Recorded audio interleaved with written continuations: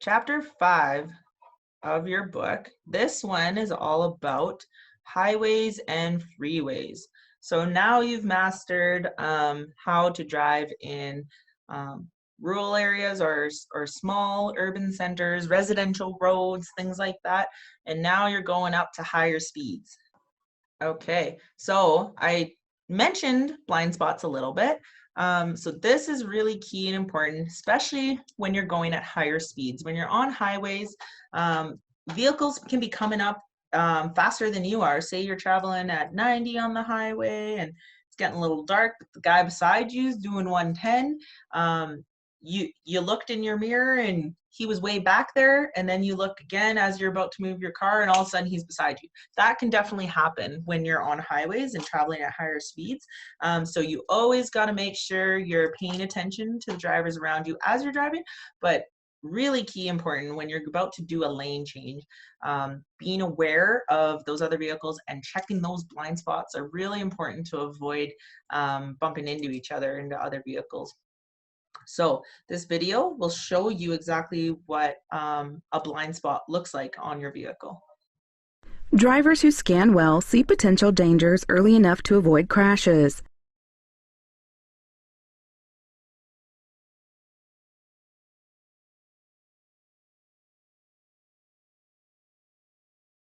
So as you can see, every vehicle will have a blind spot.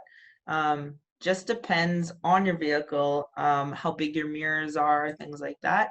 So in order to check your blind spots, the only way to check your blind spot is through a shoulder check. And that's why it's essential to be doing your shoulder checks. Every single time you want to move your vehicle, whether it's doing a lane change, whether you're passing another car, or you're entering into a turn, it's really important to do that shoulder check to make sure there's nobody in your blind spot that you didn't see in the mirrors. First, the mirrors have to be adjusted correctly. So as we talked about right at the beginning this morning about your pre-car basics, it's really important to position your mirrors so that you can see the most out of them and eliminate or try to make your blind spot as small as possible. But you can't totally eliminate a blind spot. You're always still going to be a bit beside and behind you where there's a spot there where you just can't see through your mirrors. Remember, you don't need to see the side of your car. You can adjust your mirrors so that you just barely see the side of your vehicle in it, and most of the time you want to see as much of the road as possible in your mirrors. Also avoid, when you're doing your shoulder check, avoid turning your head all the way around. I mean, you don't want to like physically move your whole body around because you still need to pay attention to what's going on in front of you. Especially if you're driving on a highway, you're still moving in front of you and you still need to be reacting to things that could pop up in front of you, like a truck throwing on their brakes or an animal jumping out. So shoulder check should be done very quickly. It's just a quick turn of your head for a split second, and then you're back facing forward again. Yeah, so shoulder checks can be dangerous because you're taking your eyes off the road ahead of you. Do them very quickly, and only when you really need to check that blind spot, but right before you're going to move your vehicle. To shoulder check properly, turn your head until your chin touches your shoulder or just above your shoulder, and it should be comfortable. You don't want to strain your neck all the way back. Glance to the side, and then in your eyes sight, in your view, there's your main point of vision, and then there's your peripheral vision. That's where you can see things on the side of you without looking directly at it. This is a situation where you definitely want to use your peripherals really quickly. You don't have eyes in the back of your head, so you can't see what's going on back there. So you're just going to look over your shoulder quickly, and you're going to use your peripherals to see as far back into that blind spot as possible. So as you can see, this particular vehicle, the blue parts is where his field of vision is. That's where he can see directly in front of him. And when he looks in his rear view or side view mirrors, he can see behind him and a little bit to the side of him as well. But in the red zone, that's his blind spots. So if there's a vehicle traveling beside him, or in this instance, a cyclist is traveling beside him, he can't see those vehicles or those road users and that cyclist, he can't see them. They're in their blind spot. So he could just be cruising along and he doesn't even realize that those vehicles are there. Maybe he was bumping to some music and he wasn't really paying attention, and all of a sudden there's these two other road users beside him, but he wasn't paying attention to them. He wasn't scanning, you know, he was kind of focused on some other things, and now there's some people in his blind spot. The other example in the middle, that is like a bigger truck. That's a heavy hauler truck and one with a trailer. So you can see his blind spots. He's got much greater blind spots because he's a bigger vehicle. He's lifted up off the ground right in front and to the right of him, that whole red zone there. He can't see that because he's so high up, he can't see the road directly in front of him through his big truck. Also, big trucks that have trailers, you can't see through that trailer cab. So even if he has a rear view mirror, he can't see behind him because his trailer is obstructing his view. So he's got a really big blind spot behind him. And then he's got bigger blind spots on the sides as well. So it's really important when you are traveling behind a larger truck, you want to stay out of that truck's blind spot. Because they can be moving and they need a lot of room to make their turns because they're so large, and their trailers could be way far behind them. They need a lot of room in advance to make that lane change safely. So help those drivers out because he's trying to pay attention to everything, but the best thing is to stay out of his blind spot. So even if you're behind a big truck like that, you don't want to be following too closely behind him because you're going to be in his blind spot. So what you want to do is follow far enough back behind that truck that you can see both of his mirrors. When you're looking ahead, you can see both of his mirrors on both sides of his truck. That's how you know you're far enough back. If you're closer and you can only see one mirror on the driver's side, you're still too close. You could be in his blind spot.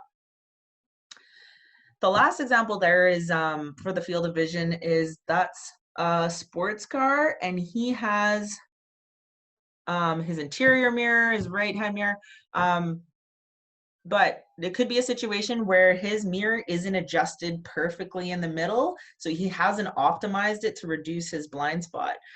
Maybe his wife was driving the car earlier and she's a little smaller, and then he just jumped in the car right away and he didn't adjust his mirrors properly, so he has more blind spots than the driver in the first situation. The driver on the first example, he reduced his blind spots as much as possible, whereas here on the last example, number 3, his mirrors aren't centered totally center and properly, so he's got a couple more blind spots going on in his area. So mirrors are definitely key to reducing your blind spots, and shoulder checks are very key to checking your blind spot before you move your vehicle either into another lane or into a turn. So here's another video about lane changing, and especially thinking on highways when you guys are traveling at higher speeds. Changing lanes is always dangerous, so it should only be done when necessary.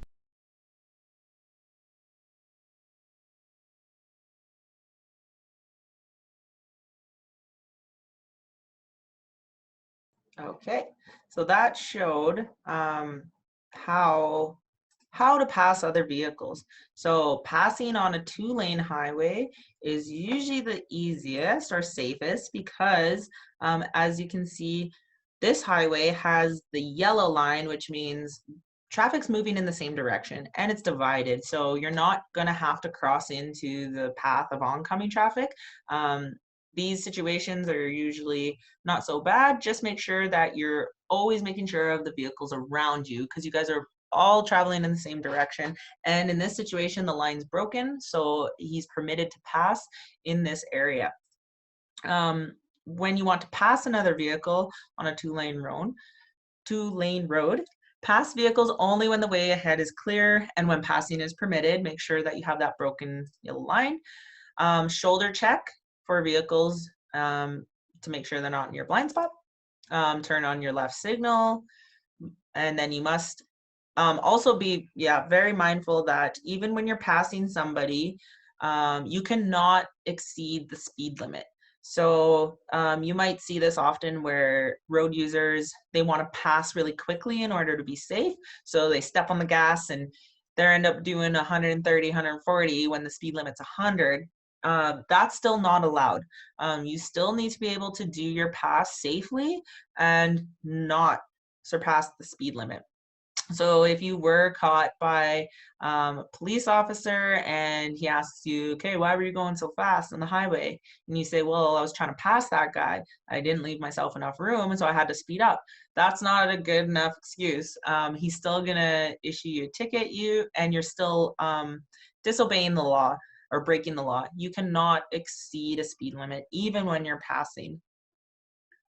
So really important to make sure you leave yourself enough room. Once the vehicle you've passed is visible in your inside rear view mirror. So don't just look on your side mirror and see them in your side. You got to also see them in your rear view mirror, because that way you know you have enough distance between both vehicles. Shoulder check to the right and then signal your right hand signal to turn back into that lane. So the other vehicle knows that you're moving over. On a 2-lane road with 1 lane of traffic in each direction, passing should be performed with extreme caution. So say you're an example where you have traffic going in opposite directions now. Those are the situations you got to give yourself lots and lots of time to make sure you can make that passing safely. When is it illegal to pass another vehicle? You're not allowed to pass when approaching vehicles are too close, right? When you're facing oncoming traffic and you have to move into that lane to pass, when they're too close, you can't do it. You're going to put everybody at risk. When there's a solid yellow line in your side of the center lane, line outside of an urban area, so we talked about those lanes, can't cross over onto solid lanes, only when the line is broken. If there's a sign indicating a no passing zone, so similar to like a no parking sign, this one will actually explicitly say no passing permitted, or it'll have 2 vehicles side by side with the prohibitive sign on it. You're not allowed to pass when you are in a school or playground zone while the restricted speed limits are in effect. So yesterday we talked about school zones and playground zones, and generally the speed limits for those zones are 30 kilometers an hour, so that you have enough time to stop in case you need to stop for a child or pedestrian. So when you're in that school zone and it's during school hours or playground zone in those hours, you cannot pass other vehicles there. So if that vehicle beside you or like a school bus is stopping, you can't pass them. You gotta actually stop and slow down and wait, because there could be passengers coming out of that school bus and intending to cross, but you can't see them through that school bus. So really important. It's legal to pass in those zones when those restrictions are in effect. Another vehicle, you can't pass if there's another vehicle is stopped to allow a pedestrian to cross at an unmarked crosswalk. So say you're not in a school zone, you're just at a normal intersection and there's a crosswalk and the guy beside you stops for the pedestrian, you got to stop too. Even if that pedestrian isn't obstructing your way, you can't pass that vehicle. You want to ensure safety for everybody, including the pedestrian.